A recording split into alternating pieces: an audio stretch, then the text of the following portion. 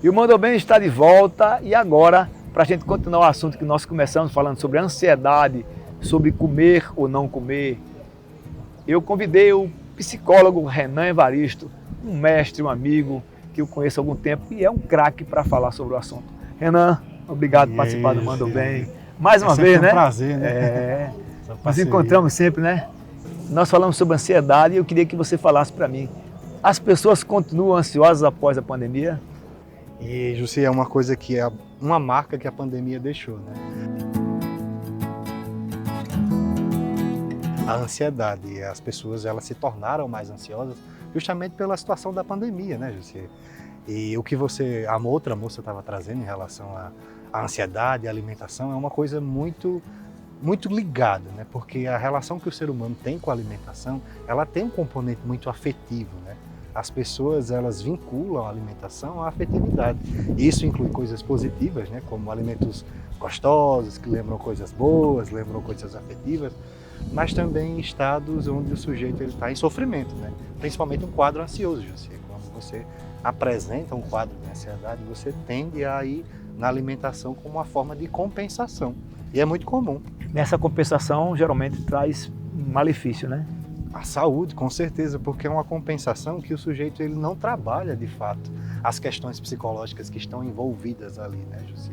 Ele compensa de uma forma primária, porque a alimentação, o prazer que a alimentação dá, é um prazer primário, né? Que o sujeito ele tende a buscar esse prazer quando ele está vivendo uma frustração, né? Ou uma desilusão, ou uma angústia, ou uma dificuldade, né? E a alimentação ela tem esse componente muito afetivo, né? Uma coisa engraçada é que a alimentação, como você fala, às vezes a alimentação não tão saudável, geralmente ela é muito saborosa. Ela é compensada com muito açúcar, com muita gordura, para que dá um prazer momentâneo. E aquele prazer momentâneo, muitas vezes, ao longo do tempo, ele prejudica, né? Porque ele tende a deixar as pessoas mais volumosas, a cintura não menos, mais alargada, não. E isso, às vezes, com gordura no sangue, então, isso, muitas vezes, esse momento prazeroso ali, ao longo do tempo, ele vai prejudicando. Então, é muito melhor, às vezes, você se prevenir com essa ansiedade, procurando um psicólogo, procurando um profissional, para que você possa combater ou entender isso e melhorar, né? Porque o prazer momentâneo, como você trouxe, né, na maioria das vezes, ele traz um prejuízo a longo prazo, né? Então as pessoas elas vivem muito isso, né? E a alimentação ela é muito marcada por isso, né? Tem alguns alimentos que são pensados para isso, né? Para dar prazer no momento, principalmente alimentos que têm açúcar, né? E gordura. E gordura também, né? Então as pessoas elas buscam isso, mas geralmente lá na frente elas vão ter problemas muito severos, né? E aí quando você vincula afeto a um tipo de alimento, para depois desvincular, é muito mais difícil, né? Por isso é importante a prática preventiva, de você prevenir, de você ir lá e buscar, de fato, o acompanhamento com o nutricionista, com o psicólogo, de repente com o psiquiatra também, caso necessário, né? Mas a alimentação, ela tem muito disso, e a ansiedade também. E esse conjunto do psicólogo com o nutricionista é muito bom, né? É uma parceria assim que dá muito certo, né? Dá muito certo. Uma coisa está diretamente ligada à outra, né? Uma profissão precisa da outra e é de ambas as partes, né? Isso é uma coisa muito importante porque a prática integrativa ela é muito mais bem sucedida, né? Claro, claro. O Renan, no seu consultório, hoje, o pós-pandemia, então a maioria dos casos dos pacientes, clientes que entram no seu consultório são pessoas que estão ansiosas. A ansiedade e depressão hoje o pessoal fala que é o mal do século, né? E uma coisa interessante é que a ansiedade ela não é só por comida às vezes, né? Geralmente quando você busca alguma coisa em excesso é porque falta outra, né? E você me lembrou agora essa fala, tem uma frase do Freud que diz isso, né? Todo excesso esconde uma falta, né? Que às vezes aquele excesso é marcado por uma outra coisa que o sujeito quer compensar, né? Na alimentação, enfim. E a ansiedade é um sintoma psicológico. Na compra né? também, as pessoas às vezes vão para um shopping para consumir, comprar. Não é? Nada contra quem vai para um shopping, claro que não, mas eu digo assim, às vezes você compra sempre sem necessidade. Como eu conheci, eu estava conversando com um cliente mês passado, ele estava me dizendo, rapaz, eu cheguei no shopping, quando eu me apercebi, tinha comprado estava com 4 sacolas, que eu não precisava, mas eu comprei. E é uma coisa que o sujeito faz sem perceber, sem se dar conta, né? Ele disse, a forma que as pessoas lidam com as próprias faltas, né? as próprias angústias, as dificuldades da vida, muitas vezes é compensando, né? E a compra, a alimentação, excessos em alguns outros tipos de substâncias também, né? Renan, por que as pessoas estão tão ansiosas no pós-pandemia? Por que cresceu tanto a ansiedade, a depressão, essa forma hoje de... As pessoas estão tomando mais medicamentos ansiolíticos, mais medicamentos tarja preta. Você acha que isso se deve a ter ficado dentro de casa, a ter convivido mais com as outras pessoas que ela não convivia? O que você disse por que acontece isso? Essa sua fala é muito boa, porque é isso mesmo, né? Essa coisa de ter entrado em contato com essa situação de pandemia, que foi muito difícil, a convivência, né? E alguns casamentos, inclusive, acabaram porque a convivência teve que acontecer. E conviver não é fácil, né?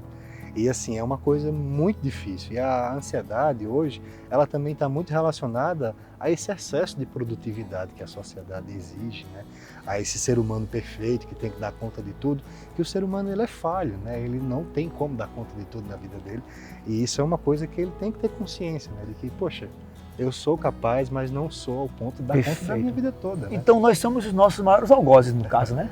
Exatamente, né? Porque a gente se cobra demais. A autocobrança, ela é muito prejudicial, né, José? E aí a ansiedade advém disso, no caso, né? É um dos principais fatores, um dos principais. Né? A autocobrança, a percepção de si em algum momento distorcida, né?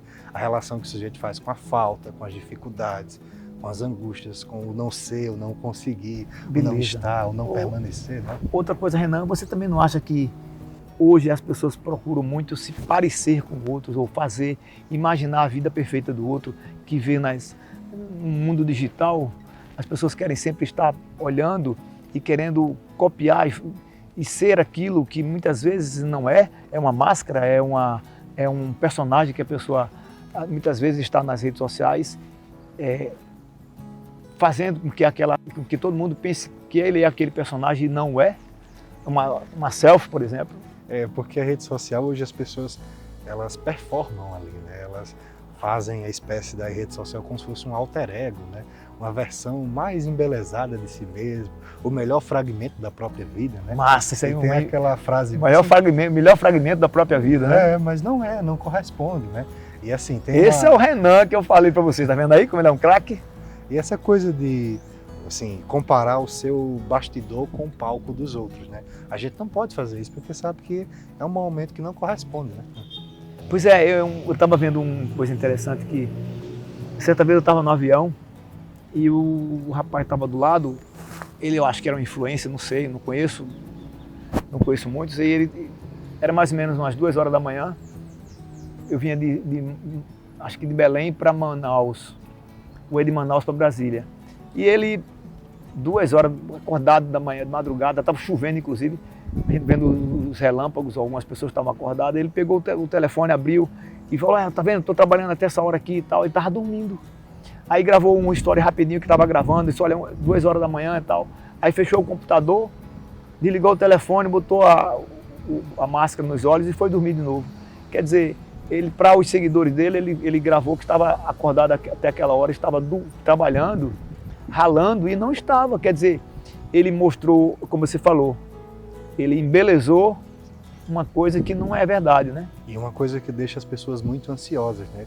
Que é achar e acreditar que elas podem produzir 24 horas por dia, né? Não é impossível, exemplo, né? É impossível, né? Que você trouxe, é muito característico disso, né? Que ele estava dormindo, e aí ele se levantou para fazer um story dizendo que estava trabalhando e não estava, né? Porque não tem como você trabalhar o dia todo. Né? Mas as pessoas caem nessa, as pessoas acham que existe o super-homem, a super-mulher, o sobrenatural. Ninguém consegue ficar acordado 24 horas, nem ninguém fica produzindo 24, 48, 72 horas. É preciso repouso, que o repouso é reparador para que você possa voltar à sua atividade normal. Até na ginástica é assim.